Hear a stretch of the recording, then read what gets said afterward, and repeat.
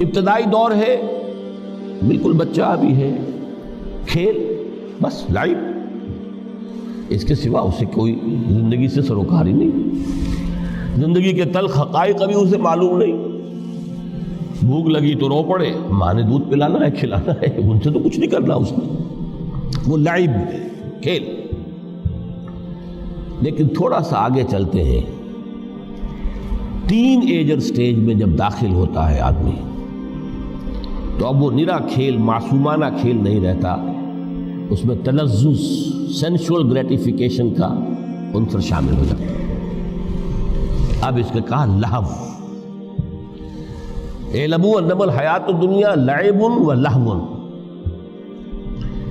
ذرا آگے بڑھئے تو انسان پر سب سے زیادہ دھن سوار ہو جاتی ہے، بناؤ سنگھار، میرا لباس فیشن کے مطابق ہو، کہیں ایسا نہ ہو مذاق اڑے۔ اپنے لباس کے بارے میں بہت کانشیس ہوگا، اپنے ہیئر کٹ کے بارے میں بہت کانشیس ہوگا، ہر چیز کے بارے میں بہت کانشیس۔ زینت، بناؤ سنگھار، آرائش، زیبائش۔ اس سے ذرا آگے گئے، تکاثر فی الاموال والانفس تفاخر بینکم۔ یہ سمجھیے کہ تقریباً 30 برس کی عمر جب انسان کی ہوتی ہے، اب فخر، تفاخر، یا دولت پر فخر ہوگا، یا نسب پر فخر ہوگا، یا اپنی کسی سیاسی حیثیت پر فخر ہوگا، اپنی چودراہٹ پر فخر ہوگا۔ تفاخر بینکم، جس میں جان میں چونکہ توانائی ہوتی ہے، قوت ہوتی ہے، لیکن اس کے بعد جب عمر ڈھلی بڑا ریئلسٹک ہو جاتا ہے انسان۔ پھر یہ جو چوتھی سٹیج تھی، اس میں تو یہ کہ مونچھ نیچی نہ ہو، چاہے سب کچھ میں اپنا خرچ کر دوں، داؤ پہ لگا دوں، لیکن مونچھ نیچی نہیں ہوگی۔ آخری سٹیج وہ ہوتی ہے کہ پھر ہوکا لگ جاتا ہے آدمی کو، تکاثر فی الاموال والاولاد، مال اور اولاد کی کثرت کثرت کثرت۔ اب یہ ہوتا ہے کہ مونچھ نیچی کیا، مونڈ بھی دی جائے تو کوئی حرج نہیں، مال آنا چاہیے، ویری ریئلسٹک۔ اور اسی حال میں انسان ہوتا ہے، آخری پارے کی صورت نے پھر اس میں ایڈ کر کے اس کے اوپر مہر لگا دی، الہاکم التکاثر حتی زرتم المقابر۔ یہ تکاثر جو ہے پیچھا نہیں چھوڑتا، اتنی دولت بھی ہے کہ آپ کی 10 نسلیں کھا سکے اطمینان سے بیٹھ کر، تب بھی صبر نہیں ہوتا۔ بڑے میاں کی ٹانگیں جو ہیں وہ قبر میں لٹکی ہوئی ہیں، لیکن تکاثر جو ہے، تکاثر مال، وہ پیچھا نہیں چھوڑتا۔ حتی زرتم المقابر، یہاں تک کہ قبر تک جاؤ، قبر میں اتار دیا جائے، جب تک ٹانگیں صرف لٹکی ہوئی ہیں اس وقت تک نہیں۔ اس کے بعد تشبیہ دی ہے کہ یہ حیات دنیاوی کا جو ایک سائیکل ہے، اعلموا انما الحیات الدنیا لعب و لہو و زینت و تفاخر بینکم و تکاثر فی الاموال والاولاد۔ اب اس کو کمپیئر کیا ہے پلانٹ کنگڈم میں جو سائیکل چل رہا ہے۔ یہ ہمارا سائیکل ہے 60-70 برس کا، بچہ پیدا ہوا، خوشیاں منائی گئی، پھر وہ لڑکپن سے، پھر ٹین ایجر سٹیج سے، پھر جوانی ہے، پھر ادھیڑ عمر ہے، اور پھر بڑھاپا ہے، اور پھر قبر میں اتارا جانا ہے۔ لیکن یہ کہ پلانٹ کنگڈم میں سائیکل چلتی ہے، کمثل غیث اعجب الکفار نباتہ ثم یہیج فتراہ مصفرا ثم یکون حطاما۔ یہ 4 سٹیج ہیں۔ جیسے بارش برستی ہے تو سبزہ نمودار ہوتا ہے، اور کاشتکار کو بڑا اچھا لگتا ہے، اس نے بیج بویا تھا، اس نے محنت کی تھی، اس نے ہل چلایا تھا، اعجب الکفار نباتہ، اس کو بہت اچھا لگتا ہے، دل باغ باغ ہو جاتا ہے۔ جیسے آپ کے یہاں بیٹا ہوا، پوتا ہوا، خوشیاں مناتے ہیں آپ۔ کمثل غیث اعجب الکفار نباتہ ثم یہیج، پھر وہ فصل اپنی پوری قوت کو پہنچتی، فصل لہرا رہی ہے، فتراہ مصفرا، پھر وہ زرد ہو جاتی ہے، وہ ہریاول اب ختم ہوئی، اب فصل پک گئی ہے، اب وہ زردی پر آ گئی ہے۔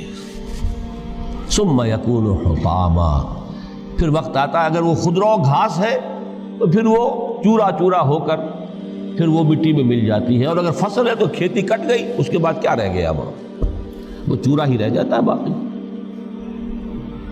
یہ لائف کا سائیکل چل رہا ہے، 3 مہینے کا ہو، 4 مہینے کا ہو، یہ ہے پلانٹ کنگڈم کا، وہ ہے سائیکل انسانی زندگی کی۔ اب فرمائی ٹیپ کی بات جو ہے، وَفِي الْآخِرَةِ عَذَابٌ شَدِيدٌ وَمَغْفِرَةٌ مِّنَ اللَّهِ وَرِضْوَانٌ۔ دیکھو دنیا کی زندگی تو ان سٹیجز سے ہو کر گزری جانی ہے، جو پیدا ہوا ہے اس پر بڑھاپا بھی آئے گا، موت بھی آئے گی۔ کل نفس ذائقۃ الموت، جو سورہ آل عمران کی 185ویں آیت کا پہلا جملہ تھا۔ ہر انسان کو جو پیدا ہوا موت آ گئی۔ اب یہ ہے کہ وہ کہیں آپ نے محل میں گزار لی زندگی، کسی کٹیا میں گزار لی زندگی، کسی کی فٹ پاتھ پر گزر گئی زندگی، زندگی گزر جاتی ہے، گزرتی ہے، اور ان 5 سٹیجز میں سے ہو کر گزرتی ہے۔ آپ گندی گلیوں میں بچوں کو کھیلتے ہوئے دیکھتے ہیں، وہ بھی کھیل رہے ہوتے ہیں،